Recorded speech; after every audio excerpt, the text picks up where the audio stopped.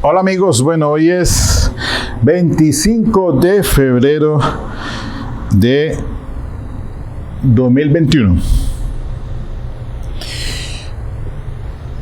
En esta ocasión quiero hacer un estudio de vital importancia en relación con algo pues de la psicología, de la neurociencia, en el aspecto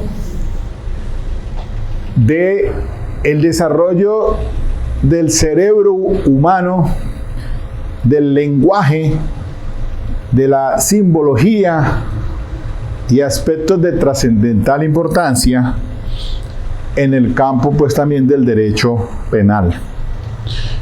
Quizás no nos hemos detenido muy a fondo sobre el asunto, pero ese diríamos que es la cuestión gestual. Hablo solamente de lo gestual. Es algo que es de carácter universal. Es decir, todos los seres humanos en cualquier país del mundo pues también se da a entender con gestos, aparte pues del lenguaje propio.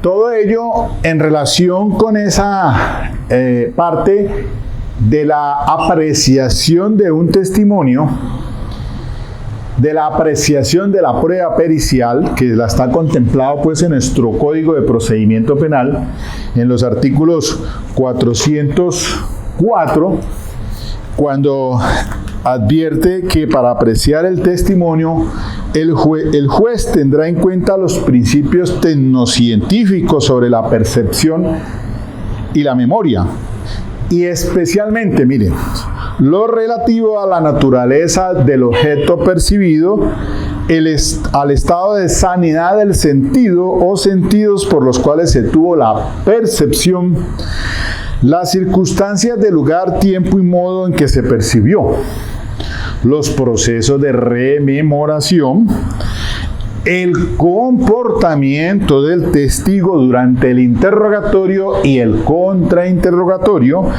la forma de sus respuestas y su personalidad.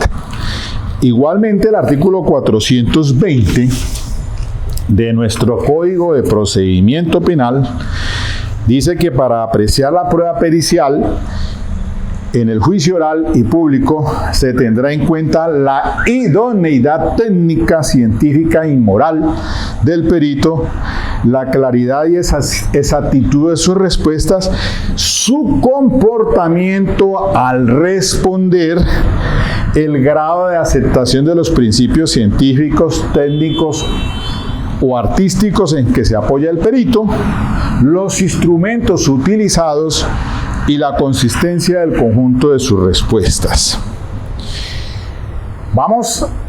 Yo aquí he titulado esto hacia un derecho penal y procesal global o globalizado.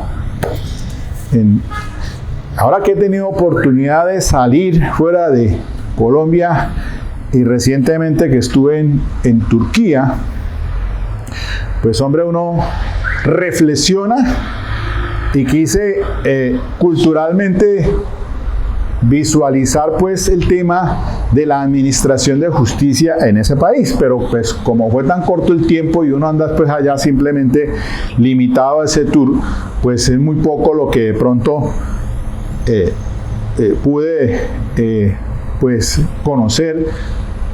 Y además de eso, la cultura, porque ellos en su religión es musulmana y eso tiene mucha influencia dentro del contexto social frente a la conducta delictual. De pronto no en la misma incidencia frente a algunos delitos, pero hay algunos que pues podríamos decir nosotros que en cualquier parte del mundo está tipificado el que mate a otro, homicidio. Eso es un básico, digámoslo así, frente al tipo de comportamiento. Pero miremos entonces el aspecto interesante aquí y pues no solamente como criminólogo, sino también pues desde el punto de vista del derecho penal, que es pues lo que nos enfoca. Pero revisando unas lecturas que se las recomiendo, son unas colecciones, obras de neurociencia y psicologías que andan por allí en el medio, pues se lo puede adquirir en cualquier punto de venta. Por ejemplo, que lo compré hoy, una lectura interesante sobre el cerebro locuaz, neurobiología del lenguaje. Sus autores son Jesús Mariano Ureña Vares y Eugenio Ureña Vares, ambos profesores de la Universidad de Barcelona en España.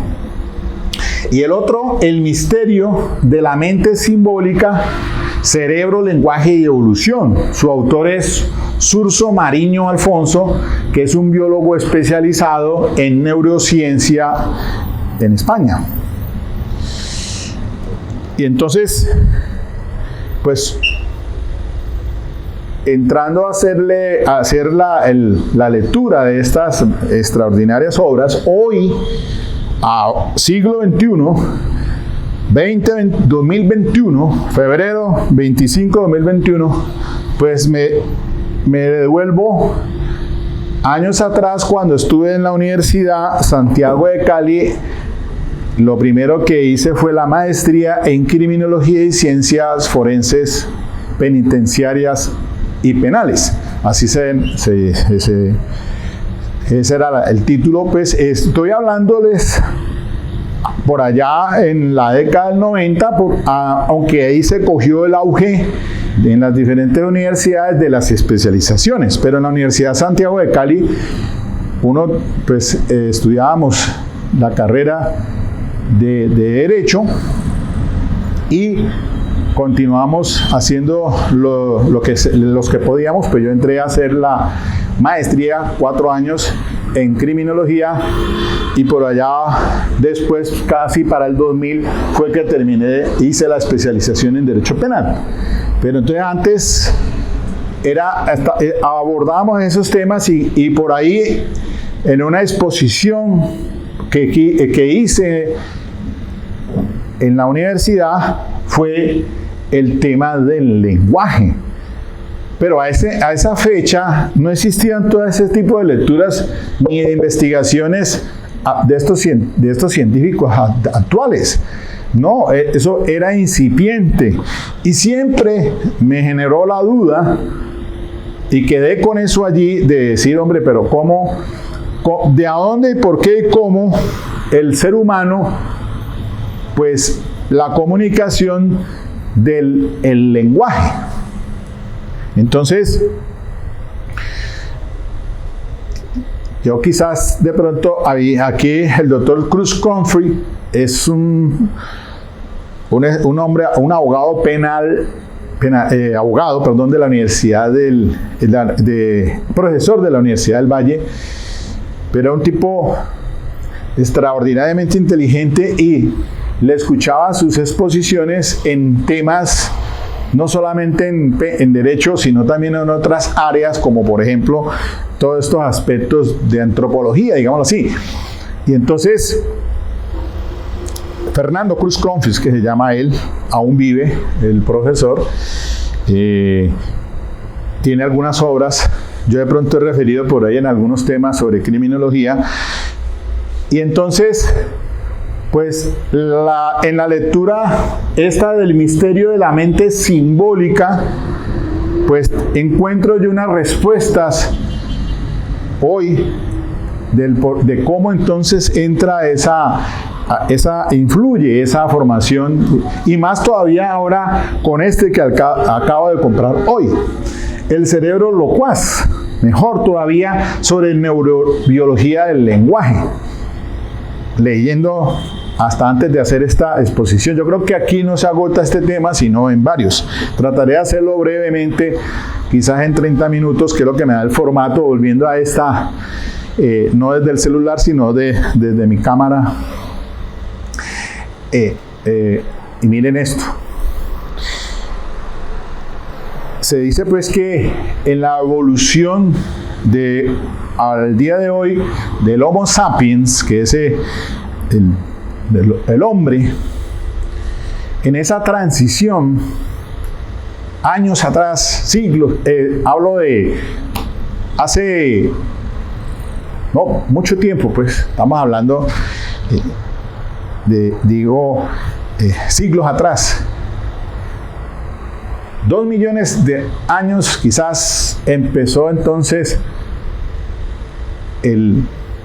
ya usted sabe muy bien cuando nos hablan del Neandertal, del Homo sapiens, del Australopithecus, y la incidencia que tuvo cuando este ser empezó a utilizar la forma bípeda, o sea, caminar en 2 pies.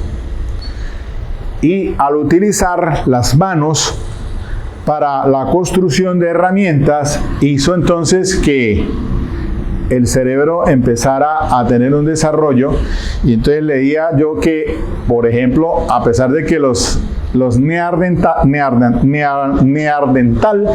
que desaparecieron, pero que confluyeron en esa misma época con el Homo sapiens, y leía pues que los neandertales estaban en la parte Europa, mientras que en África se daba el Homo sapiens, pero se encuentran estos dos, el neandertal de una contextura propia de esa región y el cerebro con una capacidad incluso mucho mayor de lo que hoy tiene el Homo sapiens. Pero dadas esas circunstancias, pues el neandertal desapareció y quedó el Homo sapiens, que es de donde provenimos hoy por hoy. Pero lo interesante y el punto donde de pronto encuentro yo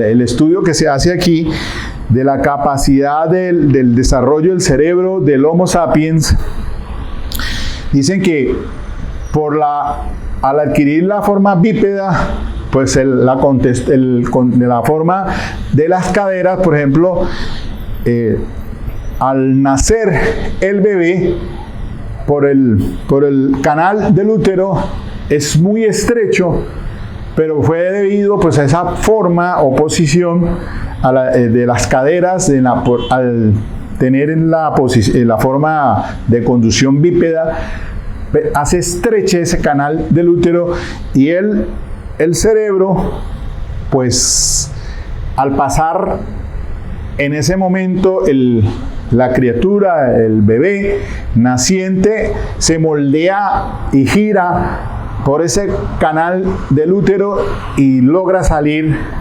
Pero viene lo interesante, y es que a diferencia de otros seres vertebrados que al nacer inmediatamente se ponen en pie y tienen una vida casi que normal, diferente al Homo sapiens, miren ustedes, y allí es donde surge esto interesante de que los bebés son completamente desamparados, y que por eso entonces se necesita de la custodia del padre, de la madre, en la crianza, y allí se inicia todo ese proceso de formación del sistema nervioso y el desarrollo de la capacidad craneal del ser humano, del Homo sapiens, Homo pensante.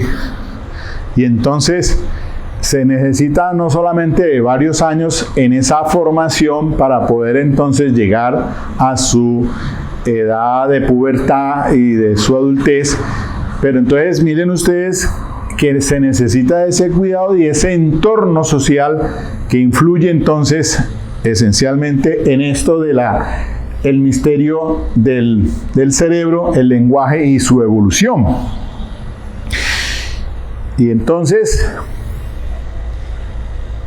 Miren ustedes lo que dice aquí el cerebro locuaz. Ya metiéndonos en el tema del lenguaje.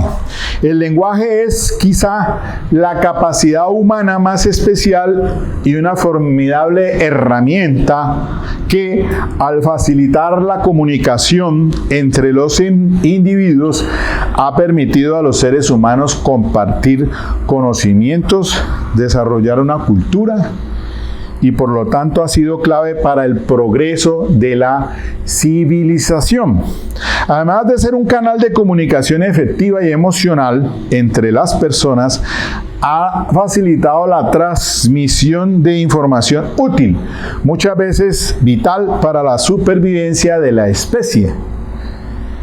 Desde el punto de vista evolutivo, su aparición ha dado lugar a una auténtica revolución adaptativa, ya que ha conseguido que diferentes individuos pudieran compartir sus experiencias y aprendizaje con las generaciones posteriores. Por lo tanto, ha constituido la base para construir un acervo común que ha abarcado conocimientos cruciales para sobrevivir, como los que permitieron la aparición de la agricultura o la organización de las primeras poblaciones humanas.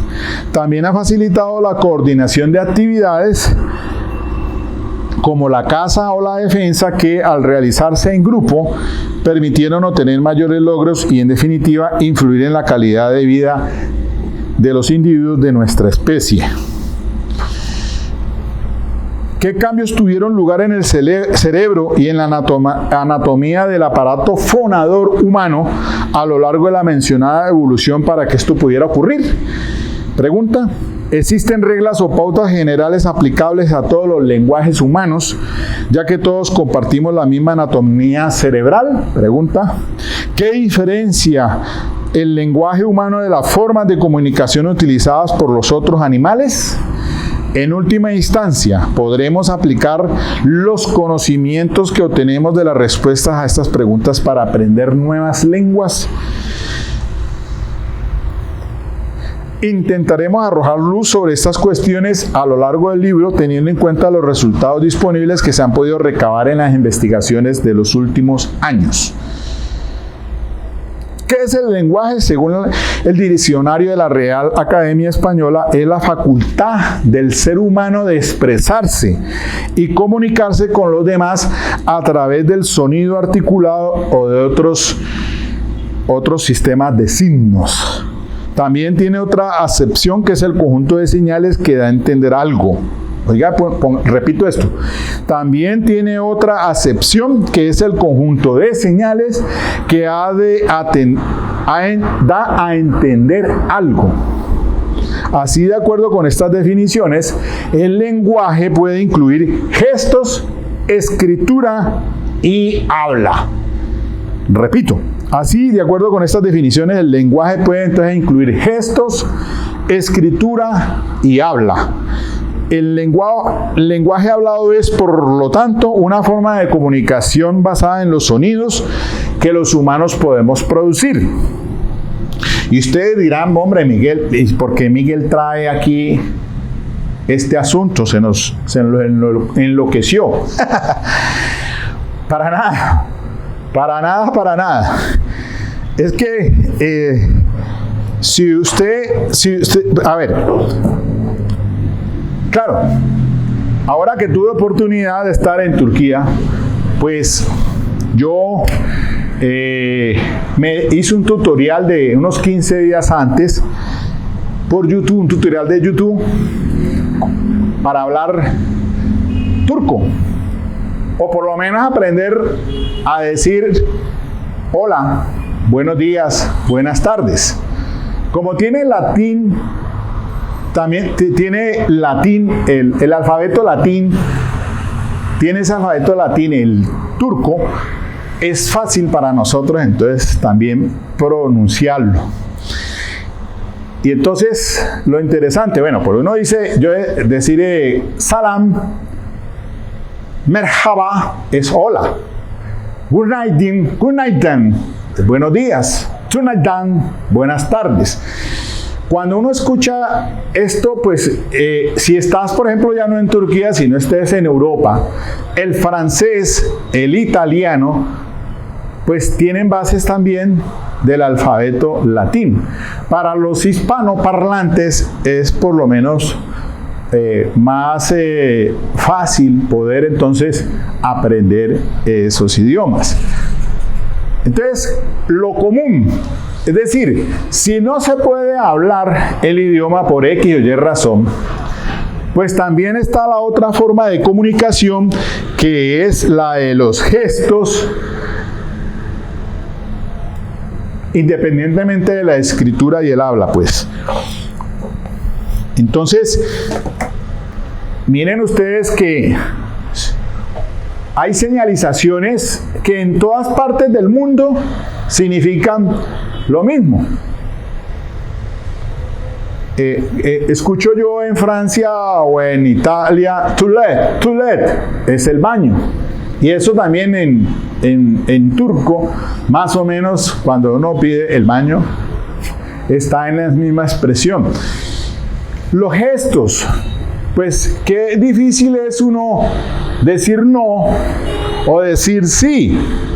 Un gesto, que esa es la lectura que debe el juez hacer frente al testimonio cuando esté en esa apreciación del artículo 404. De allí que cuando el juez, a una pregunta que le haga el fiscal o un contrainterrogatorio de la defensa, es la importancia mayúscula, es estar frente a ese, observando a quien está dando esa declaración.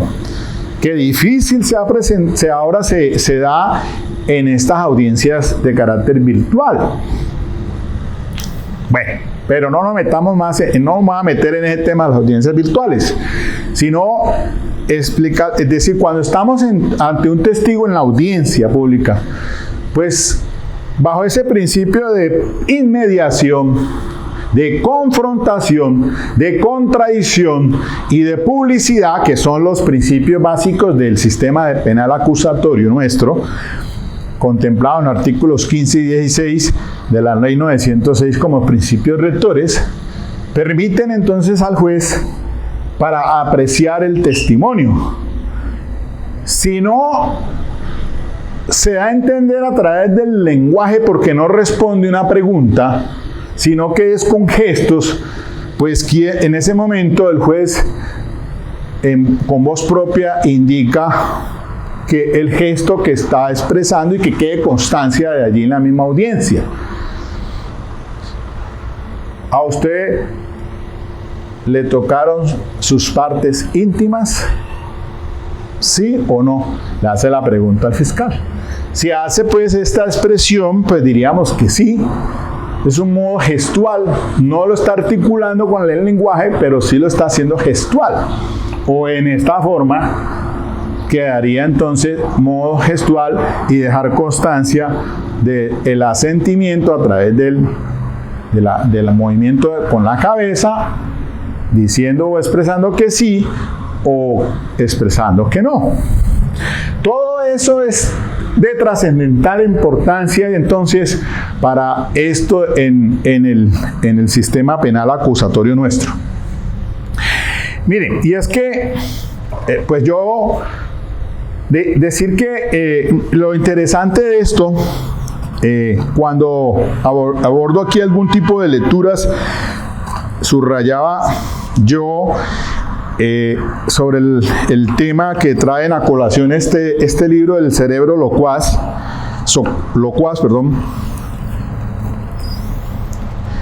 dice por acá, por ejemplo, sobre el aprendizaje de la sintaxis. La adquisición de la sintaxis tiene lugar entre el segundo y el tercer año, dado que parece que los niños de 3 años ya tienen unos conocimientos sintácticos importantes comparados con los que aún tienen a los 20 o 21 meses de vida. Se piensa que alrededor de los 3 años de edad, la mayor parte de las adquisiciones lingüísticas se han alcanzado ya. El niño ha incorporado las características fonológicas de su lengua materna, así como ha aprendido un número considerable de palabras y una serie de reglas sintácticas cruciales, a pesar de que aún no ha alcanzado un dominio del lenguaje equivalente al de un adulto. Y entonces encontraba aquí en la lectura que lo importante es la interacción social. Y entonces dan un ejemplo de unos bebés en las que son de origen inglés y una persona les habla en chino. Tienen una mayor capacidad de captar por la fonética, por la escuchara en esa interacción social, que si se lo dieran a través de un audio o una persona que lo explica de otra forma diferente. Entonces, eso de trascendental importancia demuestra que es la interacción social, porque el repertorio léxico va aumentando. Dice, antes de que el bebé sea capaz de pronunciar las primeras palabras, aprende la fonética de la lengua que se habla en su entorno y puede discriminar y diferenciar muchos aspectos claves del lenguaje al que está expuesto y que aprende de una forma natural, simplemente por estar inmerso en un entorno social que lo utiliza. El repertorio léxico va aumentando y a los 18 meses de edad los niños pueden comprender ya más de 100 palabras, además de ser capaces de utilizar alrededor de unas 50 palabras de su idioma materno. Incluso pueden combinar 2 o 3 palabras en una frase antes de los 2 años de edad, lo que se puede considerar una sintaxis elemental. Entonces, la sintaxis es la construcción de la frase. Miren, algo interesante y por experiencia propia, porque mi hermana menor vive en una población en la frontera franco-suiza. Tiene dos niños. Uno es es nacido en Cali, llevado allá, mientras que el otro niño nace allá. Ella convive, hace vida conyugal con una persona que es de origen serbia. En esa casa se hablan varios idiomas. Él habla, por supuesto, su lengua materna, que es el serbio, pero de muy pequeño de joven mejor lo llevaron a Francia, o sea que también habla francés. Ha aprendido a hablar español y en la casa pues se habla la lengua materna, que es el español, porque la madre, mi hermana, pues habla el español, además de que ella también habla la lengua italiana. Y entonces los niños, el entorno, la niña o la menor que está nacida allí, pues se ha criado con la fonética de la lengua materna, más que todo, no tanto la paterna. De pronto, si el padre habla su lengua materna, que es el serbio, pues podría también aprenderlo. Igual se habla francés, pero el francés de pronto es allí en la escuela o el colegio donde van, que incluso los separan de los mismos hispanoparlantes para que puedan aprender el idioma francés, porque de lo contrario, si unes o juntas 2 hispanoparlantes, pues ellos se les va a más dificultar aprender el idioma francés, porque hablarán en español.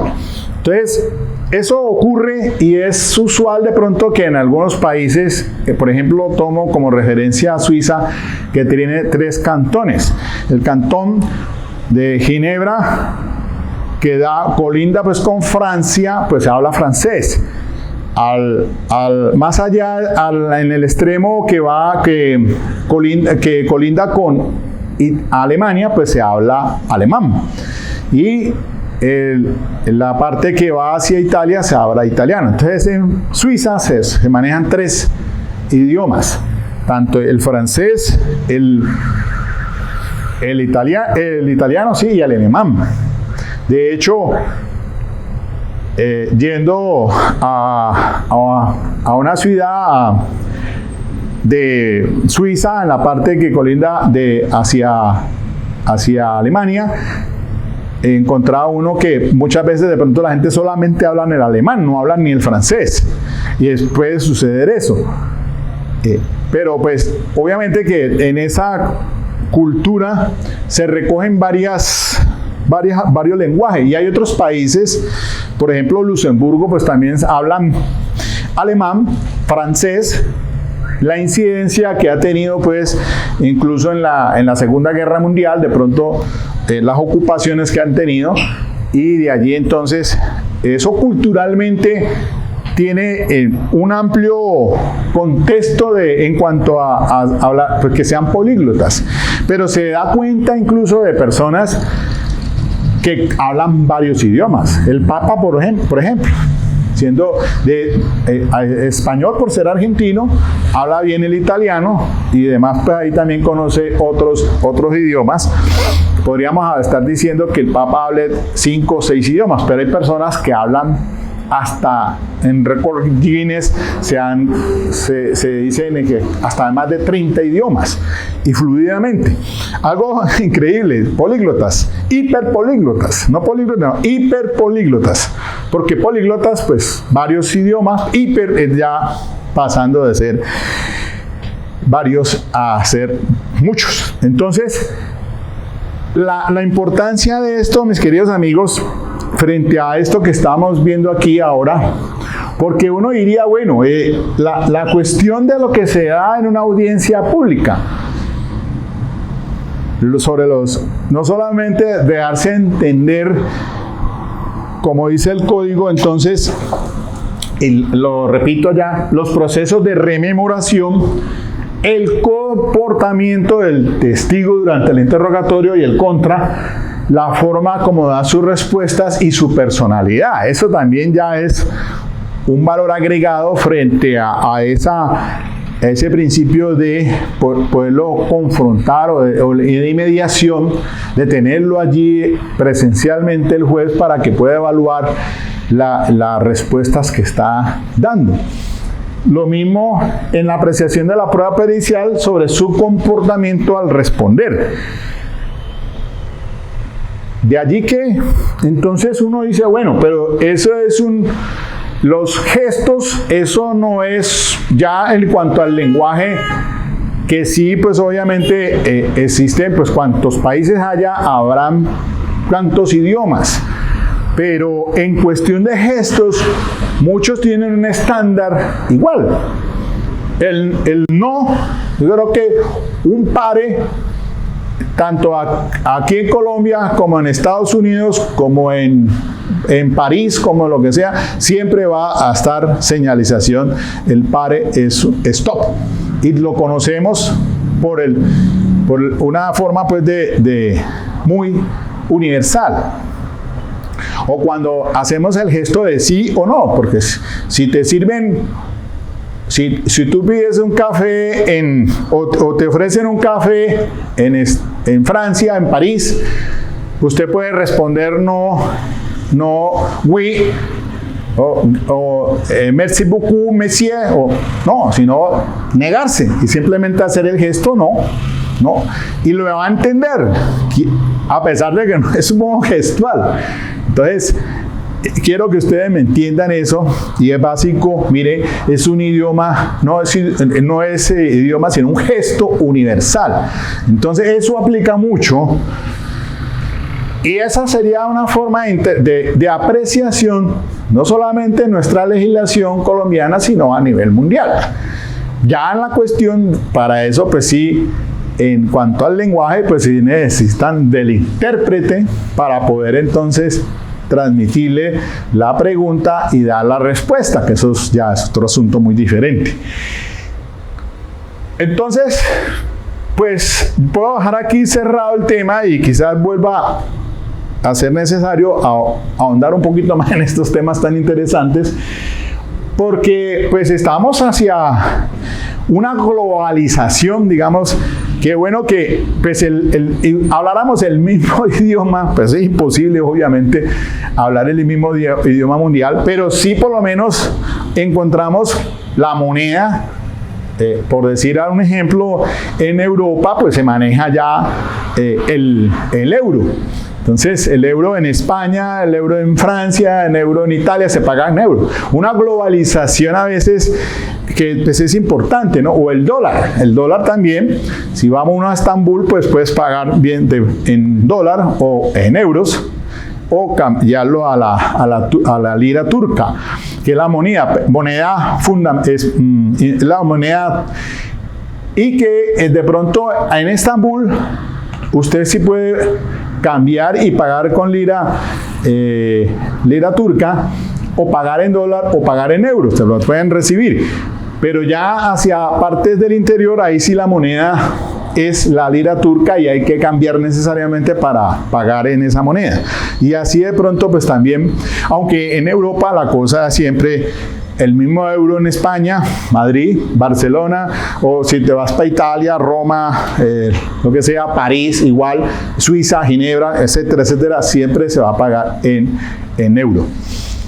Uno dice, bueno, pero esto, Miguel, ¿por qué lo traen a colación? Porque yo digo, bueno, a un futuro no muy lejano, la universalidad de las cosas sería importante. Entonces, si los principios procesales de Luigi Ferrajoli en Derecho y Razón, que es, ustedes saben, Luigi Ferrajoli, profesor de la Universidad en Roma de Filosofía del Derecho, el autor de esa gran obra que tiene de Derecho y Razón, pues esos principios los utilizamos y son generales, son unos principios que están globalizados como tal. Ya en cuanto al Código de Penas, pues sí es otro manejo, aunque pues el homicidio aquí es el mismo homicidio en Roma, es el mismo homicidio en toda parte del mundo. Ya la penalización diferente y la forma de castigarlo es diferente. Entonces ya pues sabemos muy bien en ese aspecto que son relevantes el tipo de cultura, porque de pronto aquí pues la máxima pena 60 años para un homicidio y diferente en algunos estados en Estados Unidos, que podría ser sancionado con pena capital, o también en los países islámicos también forma de ejecución diferente, entonces la forma de castigar, pero el delito igual. Entonces una globalización, pienso yo, y esto es importante son temas que muchos reflexionan sobre ello y quizás haya autores que manejen esto pues mucho mejor, tratadistas, sobre todo en Europa, que pues le apuntan hacia esto de una globalización, sobre todo en temas de trascendental importancia, como son la cuestión de explotación sexual, pues, globalizado, un tema crucial de los conciertos para delinquir con otros fines, también, pues, son temas globalizados.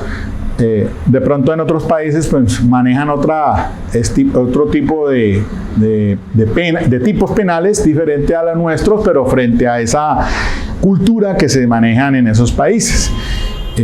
Allí entonces quiero dejarles estas reflexiones y es bueno volver otra vez a profundizar un poco más o a complementar quizás.